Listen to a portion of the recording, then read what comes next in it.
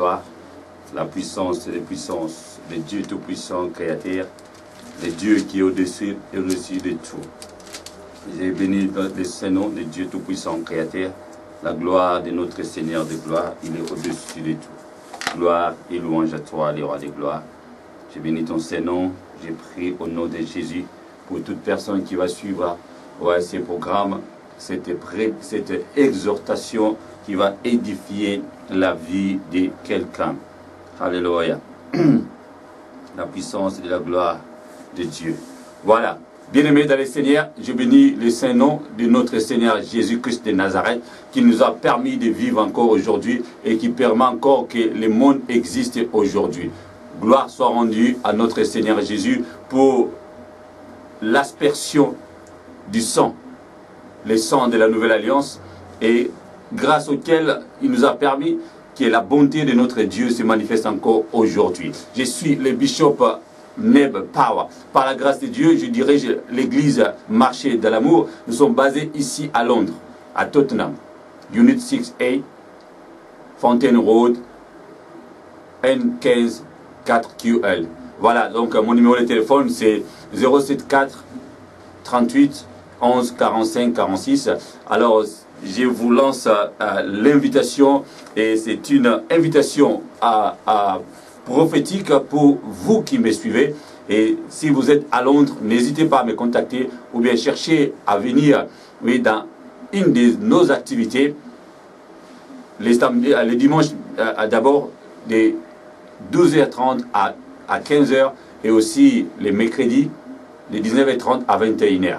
Voilà, il y a aussi la télévision Wilma TV, et en ce moment, je suis live sur Wilma TV qui est basée sur 59 St. James Street à Walthamstow. Voilà, bien aimé, cette chaîne de télévision, c'est pour vous aider. C'est pour aider la communauté. C'est une plateforme qui permet à tout à chacun, celui qui va passer par mon ministère, celui qui va passer par l'église Marché de l'Amour, il va bénéficier de cette opportunité, n'est-ce pas, de passer par Wilma TV pour s'exprimer. Il y a la potentialité, il y a les dons, les talents dans la vie de chaque membre de l'église, et surtout aussi parmi le peuple de Dieu. C'est pourquoi aujourd'hui, le Seigneur m'a permis de parler encore de sa part avec un thème capital, un thème tellement puissant dont nous avons besoin dans les corps de Christ et aussi dans notre vie étant que chrétien. Voilà. Alors, je veux parler de la liberté. Le thème de ce message, c'est la liberté. La liberté. Alors, bien aimé, la liberté, c'est quoi? La liberté, c'est l'état opposé à la captivité. La liberté, c'est le fait ou l'attitude de s'exprimer sans contrainte. Aucune. Donc, tu es libre de faire, de penser, de réfléchir, d'agir, sans pour autant que quelqu'un ou quelque chose t'empêche de le faire. Voilà, il y a 4 possibilités, oui, avec lesquelles on est obligé d'agir avec liberté. D'abord, sur le plan spirituel, quand tu agis avec liberté, sur le plan spirituel, ça veut dire que donc, il n'y a pas les œuvres de l'ennemi qui t'empêchent de faire quoi que ce soit. Alléluia, gloire soit rendue à notre Seigneur de gloire. Alors, si il y a la deuxième possibilité, c'est d'être libre, ou bien la liberté physique. La liberté physique, donc ça veut dire quoi? Tu n'es pas dans la captivité, tu n'es pas en prison, tu n'es pas attaché, enfermé. Et c'est par exemple les gens qui sont dans les hôpitaux mentaux. Oui, pourquoi? Parce qu'ils sont enfermés. Ils sont libres, parfois ils bougent, mais il y a des fois, si ils sont en train de faire comme ça, par les troubles, ils sont attachés avec ce qu'on appelle les camisoles. Mais toi et moi, nous sommes libres, parce qu'il y a quelqu'un qui a payé les prix. Alléluia. Voilà. Donc la troisième possibilité d'agir avec la liberté, c'est la possibilité, la liberté de penser. Voilà. Donc ça, c'est la liberté morale de penser avec ton psyché, ton âme, la façon, n'est-ce pas, de réfléchir, de raisonner, d'agir dans la communauté, dans la vie de tous les jours. Et la quatrième possibilité, alléluia, ça c'est tellement merveilleux. La gloire du Seigneur de gloire va se manifester dans la vie de quelqu'un. Et cette quatrième possibilité, c'est la possibilité culturelle. Bien aimé, aujourd'hui, nous sommes tous liés dans nos cultures, culture et tradition. Aujourd'hui, on nous empêche, il ne faut pas faire ci, il ne faut pas faire ça parce que nous sommes congolais. Il ne faut pas faire ci, il ne faut pas faire ça parce que nous sommes noirs. Il ne faut pas faire ci, il ne faut pas faire ça parce que nous sommes africains. Oui, parce que oui, la Bible a été écrite pour les Juifs. Oui, il ne faut pas, n'est-ce pas, mélanger la culture avec la foi.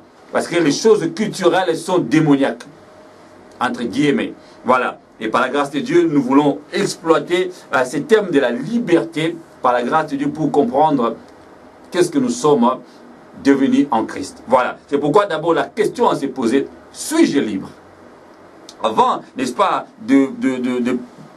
d'exhorter ces messages, je me suis posé la question moi-même, suis-je libre? Oui. Moi j'ai répondu, oui, je suis libre.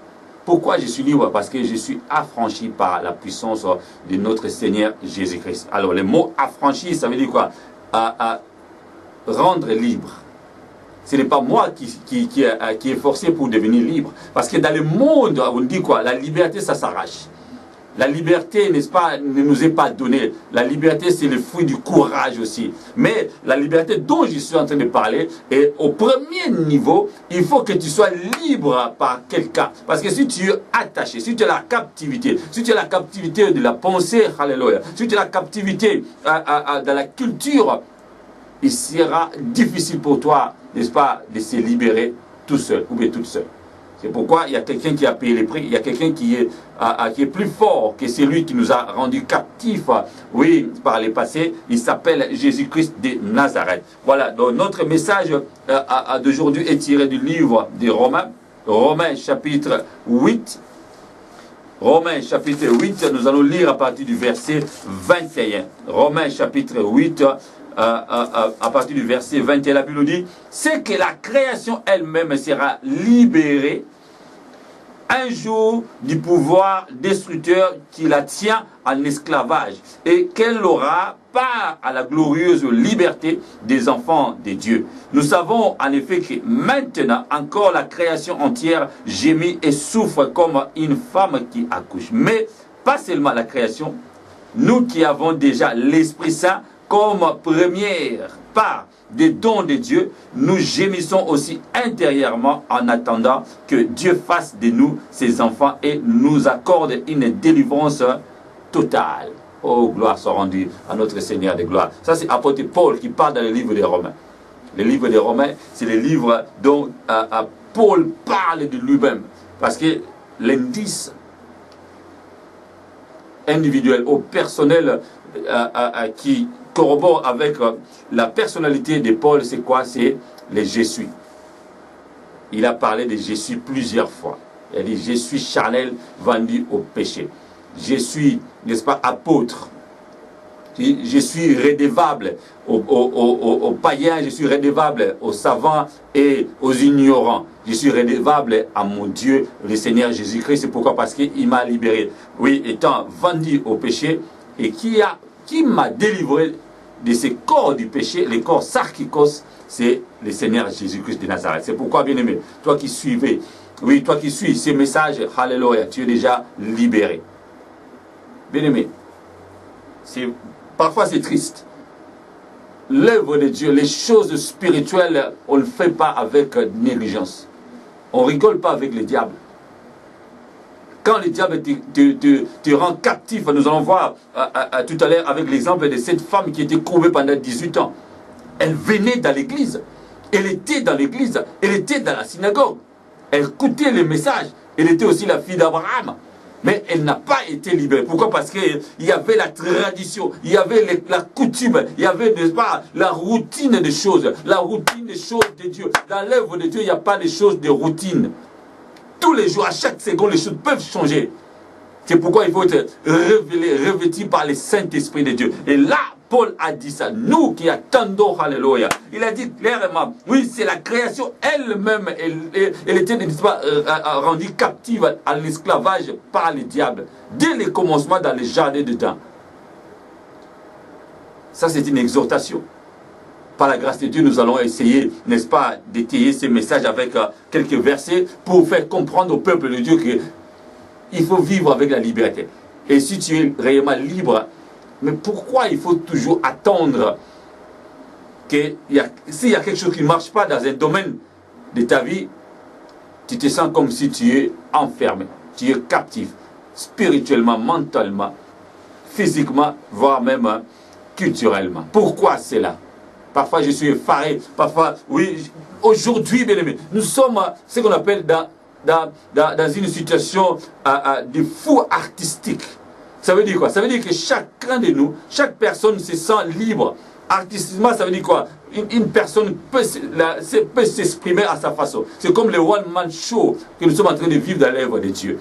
Chacun fait ce qui lui semble bon, comme les temps des juges, les enfants d'Israël. Mais aujourd'hui, il y a quoi aussi? Oui, ça veut dire aussi que chacun de nous, il fait le mélange à sa façon. Il y a ce qu'on appelle en théologie avancée le syncrétisme, le mélange, les choses du monde, les choses mondaines, les choses, n'est-ce pas, qui se passent dans la vie. Voilà, si quelqu'un fait quelque chose et toi tu le prends, tu le mets dans l'œuvre de Dieu. Ce n'est pas ça, comme ça que ça doit se passer. Oui, que la grâce du Seigneur soit dans la vie de chaque personne qui suit ces messages. Alléluia. Voilà, je disais que dans le livre de Romains chapitre 8, à partir du verset 21, c'est que la création elle-même sera libérée un jour du pouvoir destructeur qui la tient en esclavage et qu'elle aura par la glorieuse liberté des enfants de Dieu. Donc là, Paul, quand il écrivait, n'est-ce pas, dans les contextes exégétiques que Paul écrivait, n'est-ce pas, dans la prison, cette épître, il n'y avait pas encore cette révélation de la liberté des enfants de Dieu. Et si on associe avec le livre de Jean chapitre 1, nous sommes devenus les enfants de Dieu. Mais dis-moi, bien-aimé, quand tu es devenu l'enfant de Dieu, il n'y a plus, n'est-ce pas, la puissance destructeur de l'ennemi dans ta vie. Pourquoi? Parce que de les jardins dedans, lorsque Adam et Ève ont vendu la liberté, n'est-ce pas, de vivre librement, ils n'avaient pas des habits. Ils n'avaient pas des habits. Ils vivaient librement dans les jardins dedans, comme les animaux, comme les arbres, comme la végétation. Mais lorsque le diable est venu, il a injecté le venin dans la vie d'Ève, tout a basculé. L'humanité est devenue captive. Et comme Paul a dit, oh, gloire soit rendue à notre Seigneur de gloire, le Seigneur Jésus qui nous a libérés. Bien-aimés, alléluia. Il a dit dans le livre de Jean chapitre 8, nous allons lire ça tout à l'heure, mais laissez-moi d'abord expliquer le livre de Romains chapitre 8, parce que quand tu lis la Bible, il faut l'expliquer, que la puissance de la gloire des Écritures se manifeste derrière ces explications, que le Saint-Esprit de Dieu lui-même, il a dit au verset 22, nous savons en effet que maintenant encore la création entière gémit et souffre comme une femme qui accouche. Les femmes qui ont connu, n'est-ce pas, des grossesses, les femmes qui ont accouché, ils savent la douleur de l'affrontement. Ça fait tellement mal. Je suis un homme, je ne suis pas une femme. Mais je peux imaginer par rapport aux naissances de tous mes enfants. Je sentais, je pouvais palper, mais je ne pouvais pas sentir naturellement comme la femme. Ça fait très mal. Donc c'est ça, la souffrance. Le monde souffre encore aujourd'hui. Pourquoi? Parce que les gens ne veulent pas laisser, n'est-ce pas, le peuple de Dieu libre. Mais si tu es vraiment libre, si tu sers Dieu, si tu es chrétien, sans toi la liberté d'agir, la liberté de servir Dieu, la liberté de faire l'œuvre de Dieu, la liberté de vivre. Voilà. Donc la liberté c'est quoi? La liberté c'est aussi vivre librement à sa guise.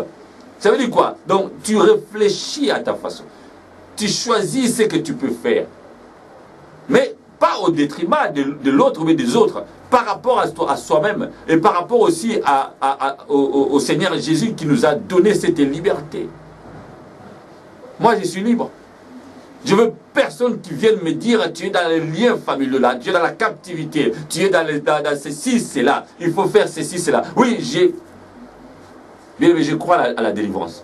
La délivrance existe encore et je l'ai fait aussi. Mais ce que je suis en train de parler, la liberté qui vient du Seigneur Jésus-Christ. Il faut que chacun de nous soit libre. Par exemple, les enfants, n'est-ce pas, même dans la maison d'une personne riche, d'un soldat, d'un général d'armée par exemple.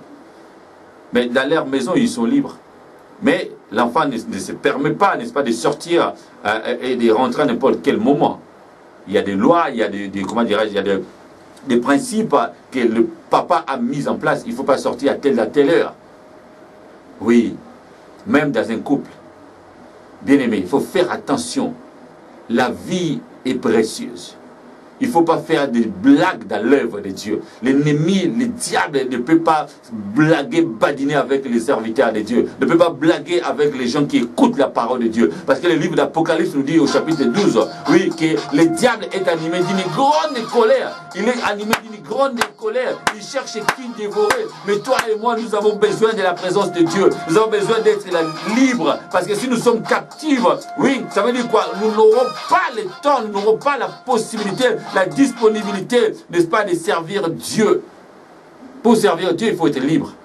Si tu ne te sens pas libre, ça veut dire quoi? Que tu ne peux pas servir Dieu. Donc si tu cherches la délivrance, ça veut dire que tu n'es pas encore libre. Si tu cherches, n'est-ce pas, qu'on te pose les mains pour qu'une situation donnée dans ta vie soit libérée, ça veut dire que tu n'es pas encore libre. Mais lorsque le Seigneur Jésus a tout accompli sur la croix, qu'est-ce que ça veut dire dans ta vie? Tu n'as pas de révélation, bien-aimé. C'est pourquoi je suis venu t'exhorter. Oui, l'œuvre de Dieu, je le fais avec sérieux. Il faut être sérieux. Oui, parce que je sais, si le diable, il me prend dans son collimateur, il ne va pas, n'est-ce pas, me laisser tranquille. Il n'y aura pas de pitié, il n'y aura pas d'amour. Il a essayé, n'est-ce pas, de broyer Pierre, de lui rendre moins que rien. Heureusement, le Seigneur Jésus a déjà vu, et lui, il voit tout. Il a prié pour lui. Et c'est pourquoi moi aussi, je prie pour toi. Bien-aimé, si tu n'es pas libre, je prie pour que tu sens libre, que tu te sens libre, que tu vives avec la liberté. Et là, Paul a dit, encore au verset 23, mais pas seulement la création. Ça veut dire quoi? Le fait que nous soyons créés par Dieu. Alors, nous qui vivons déjà, l'Esprit Saint comme première part des dons. Alléluia. Attendant que Dieu fasse de nous ses enfants et nous accorde une délivrance totale. Et là, le Seigneur Jésus est venu. Il nous a déjà accordé une délivrance totale. Mais qu'est-ce que tu attends encore? Qu'est-ce que tu veux qu'on te dise encore que tu sois libre et que tu vives dans la liberté? Et là, le Seigneur Jésus lui-même, qu'est-ce qu'il a dit dans le livre de Jean? Jean chapitre 8. Jean chapitre 8 au verset 35. Jean chapitre 8. Au verset 35, la gloire de Dieu se manifeste. Alléluia. Bien aimé, tu es déjà libre, tu vis dans la liberté. Et la liberté a déjà été donnée. C'est une grâce. C'est une grâce que le Seigneur t'a déjà accordé, la liberté. Oui, Jean chapitre 8 au verset 35, la Bible me dit, oh, alléluia, gloire soit à notre Dieu. Un esclave ne fait pas pour toujours partie de la famille, mais un fils en fait partie pour toujours. Comment voulez-vous qu'on vous prêche la parole de Dieu? Les Écritures sont là. On ne veut pas croire aux Écritures. On veut seulement croire, n'est-ce pas, essayer de comprendre avec des explications alambiquées. Les explications qui viennent après les Écritures. Essayons d'abord de comprendre les Écritures avant de comprendre les explications avec des exemples et des illustrations. Un esclave, par exemple, un esclave, si il est habitué à dormir dehors, à dormir avec des animaux, à vivre, n'est-ce pas, à l'écart, n'est-ce pas, de la maison familiale, bien qu'elle fait des travaux, elle travaille, ou il travaille, n'est-ce pas, dans la cour de son maître, mais si on l'interdit de ne pas mettre les pieds au salon, ou même dans la cuisine, il ne mettra jamais ses pieds. Jamais, jusqu'à sa mort. Mais lorsque tu deviens fils, et la Bible nous dit, le Seigneur Jésus a dit, tu deviens, n'est-ce pas, alléluia, tu deviens l'enfant de la maison pour toujours. Nous sommes les enfants de Dieu, nous sommes devenus les enfants de Dieu pour toujours. Pourquoi restons toujours dans la captivité, spirituellement? Pourquoi toujours rester dans la captivité avec nos cultures? Pourquoi restons toujours dans la captivité avec la façon de penser? Mais on t'a libéré, tu es libre, tu n'as pas les minottes avec toi. On ne t'a pas attaché, n'est-ce pas, sur un bois. Mais pourquoi ta mentalité, ta façon de vivre, ton mindset reste toujours attaché? Et là, la Bible nous dit clairement, n'est-ce pas, dans le livre des Jean, toujours au chapitre 8, si je peux aller encore un peu plus loin, au verset 36, le Seigneur a dit, si le Fils vous libère, vous serez alors vraiment libre. Et dans d'autres versions, ça dit, vous êtes affranchis. Donc, on vous a rendu libre. Le Seigneur Jésus a payé le prix avec les sangs. Pourquoi? Pour les rachats de ta vie, pour les rachats de ton âme, pour les rachats de ton avenir. Alléluia. Bien aimé, ceci, ça corrobore avec quoi? Avec la vie ici-bas, avec la puissance du royaume de Dieu ici-bas sur terre et pour l'éternité dans les lieux célestes. Comprenons ces choses, bien aimés. Nous sommes les enfants de Dieu. Les serviteurs de Dieu ne sont pas là par hasard. C'est pourquoi? C'est pour nous aider. C'est pour nous accompagner dans cette vie que nous sommes en train de vivre ici-bas sur terre. C'est pourquoi Paul a encore accentué dans le livre de Galates. Oh my God. Galates chapitre 5. Le livre de Galates au chapitre 5. Voilà. Au verset 1. Paul a dit quoi? Le Christ nous a libérés pour que nous soyons vraiment libres. Tenez bon donc, ne vous laissez pas de nouveau réduire en esclave. On se rend esclave nous-mêmes. C'est dommage de le dire. D'autres hommes essayent de rendre encore les enfants de Dieu dans la captivité. Non, bien-aimé, je ne suis pas captive. Je n'ai pas de liens familiaux. Je suis libre, je sers Dieu parce que je suis libre. Je vis, je suis libre. Et je prie pour quelqu'un maintenant. Et que la gloire du Seigneur se manifeste. Car le Seigneur Jésus a dit, nous sommes réellement libres parce que nous sommes affranchis. Pas n'importe qui. Ce n'est pas n'importe qui nous a rendus libres. C'est le Seigneur Jésus qui nous a libérés. Jésus nous a libérés. Je suis vraiment libre. Je suis devenu le fils. Donc je vais vivre dans la famille. Je vais rentrer dans la maison. Je vais rentrer dans la cuisine, dans toutes les pièces possibles de la maison. Car je suis dans la maison du roi. C'est le roi qui est mon père. Ça c'est la gloire de Dieu. Alléluia. Gloire soit rendue à notre Seigneur de gloire. Tu es libre. Je déclare que tu es libre. Le Seigneur Jésus, un jour, il a ouvert la Bible, le livre de Luc, chapitre 4. Il a dit, oh, l'Esprit du Seigneur est sur moi, car il m'a oint. Pourquoi? Pour annoncer la bonne nouvelle aux pauvres. Rendre libres les opprimés. C'est pourquoi je te rends libre, bien-aimé, par la grâce qui m'a été donnée. Alléluia. Donc, du point de vue du royaume de Dieu ici-bas sur terre, nous sommes libres. Nous sommes le royaume sacerdotal. Oui, nous sommes les serviteurs du grand roi. C'est l'ordre de Melchisedec. Nous avons les droits, les mandats de servir notre Dieu. Et que la gloire du Seigneur se manifeste dans nos vies au quotidien. C'est pourquoi il faut être beaucoup sérieux. Trop sérieux même dans l'œuvre de Dieu. Bien-aimés, ne font plus les blagues dans l'œuvre de Dieu. C'est pourquoi parfois, oui, on passe notre temps à critiquer, à dire n'importe quoi sur les serviteurs. Ils sont des hommes comme toi. Ils sont des hommes comme toi. Oui, arrêtez. Ouais. Chacun de nous a une part de responsabilité sur sur terre. Il faut avoir le temps de réfléchir, de faire, n'est-ce pas, la révision de sa vie. Et la marche avec le Dieu qui t'a créé. Pour ceux qui ne connaissent pas Dieu, c'est leur problème. La Bible nous dit, ils vont être jugés selon leur conscience. Toi et moi qui suivons, n'est-ce pas, la parole de Dieu par rapport à notre foi. Et le cœur qui va être jugé. Ne me juge pas. Juge toi-même.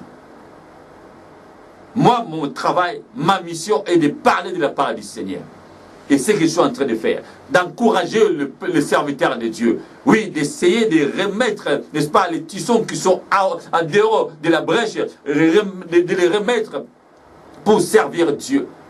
Le Seigneur a dit, la moisson est grande, mais il y a peu d'ouvriers. Pourquoi vous ne voulez pas que les serviteurs de Dieu prient pour les autres serviteurs? Pourquoi vous ne voulez pas qu'il y ait d'autres serviteurs viennent dans la moisson? On en a besoin, bien-aimés. Car le Seigneur de gloire, c'est lui qui distribue les talents, les dons à tout à chacun. C'est pourquoi, oui, aujourd'hui, le Seigneur de gloire a déclaré, nous sommes réellement libres. Alléluia. Voilà, le livre de 2 Corinthiens chapitre 3 au verset 12. 2 Corinthiens chapitre 3 au verset 12. Pour conclure ce message, oh, alléluia, gloire soit rendue à notre Seigneur de gloire. 2 Corinthiens chapitre 3 des Corinthiens chapitre 3, au verset 12, nous allons lire, car la Bible est une parole puissante de Dieu qui libère les captifs, alléluia, qui nous rend libres. Lorsque nous lisons la Bible, la parole de Dieu nous dit, dans le livre de 2 Corinthiens chapitre 3, verset 12, c'est parce que nous avons une telle espérance que nous sommes pleins d'assurance. Nous ne faisons pas comme Moïse qui se couvrait le visage d'un voile pour empêcher les Israélites d'en voir disparaître l'éclat passager. Mais leur intelligence était obscurcie et jusqu'à ce jour, elle est couverte du même voile quand ils se lisent les livres de l'ancienne alliance. Ce voile ne disparaîtrait qu'à la lumière du Christ. Alléluia. Et la lumière du Christ, c'est la liberté. Le peuple juif ne sont pas encore libres. Tous en tout cas. Dis-moi selon la parole de Dieu. Mais toi et moi, nous sommes libres. Bien-aimé, sens-toi libre. Je prie pour ta liberté. Je prie pour ta vie, dans tous les domaines de la vie, dans tous les aspects de la vie. Bien-aimé, oui, dans ton mariage, dans tes affaires, dans ton travail, dans la vie relationnelle, oui, sur le plan spirituel. Oui, bien-aimé, oui, ta vie est libérée. Tu es libre spirituellement. Celui qui n'est pas libre, il est sous l'oppression du diable. Nous avons l'exemple, n'est-ce pas, j'ai dit tout à l'heure l'exemple de Luc chapitre 13. Luc chapitre 13 au verset 10 à 13. Allons rapidement dans le livre de Luc au chapitre 13 de cette dame qui était courbée pendant 18 ans et que la gloire du Seigneur, le Seigneur Jésus, sa présence, oui, s'est manifestée. Car le Seigneur de gloire, quand il se pointe, alléluia, quand là où il y a la présence de Jésus, il y a la liberté. Oui, le Seigneur de gloire, il se manifeste aujourd'hui par son esprit. Car l'esprit de Dieu est la première partie, on l'a dit dans le livre de Romains. La première part que le Seigneur nous a donnée. Pourquoi? Pour que nous nous sentions libres réellement. Luc chapitre 13, verset 10 à 13. La Bible nous dit, un jour de sabbat, Jésus enseignait dans une synagogue. Une femme malade se trouvait là depuis 18 ans. Un esprit mauvais la tenait courbée et elle était totalement incapable de se redresser. Quand Jésus vit cette femme, il l'appela et lui dit, tu es délivré de ta maladie. Il posa le main sur elle et aussitôt elle se redressa et s'est mise à louer Dieu. Alléluia. Gloire soit rendue à notre Seigneur Jésus. Jésus enseignait dans la synagogue. La synagogue symbolise l'Église aujourd'hui.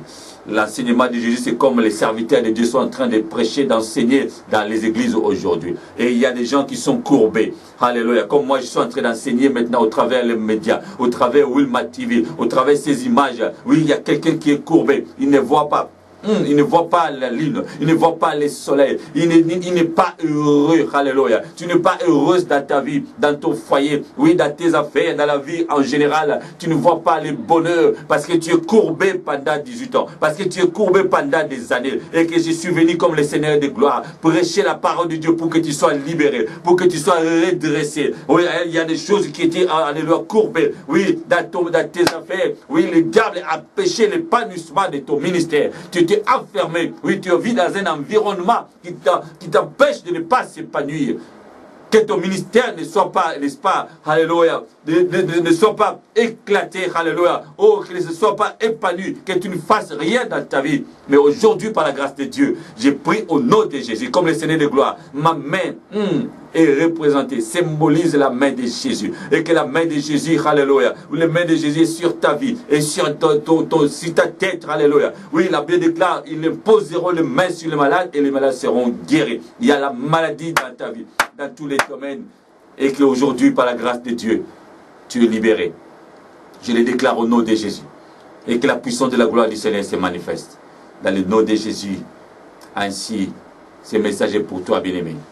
Soyez bénis et à la prochaine occasion, par la grâce du Seigneur. Je suis le bishop Neb Pawa, donc je suis là pour servir les rois de gloire et n'hésite pas ou n'hésitez pas à me contacter au 074 38 11 45 46.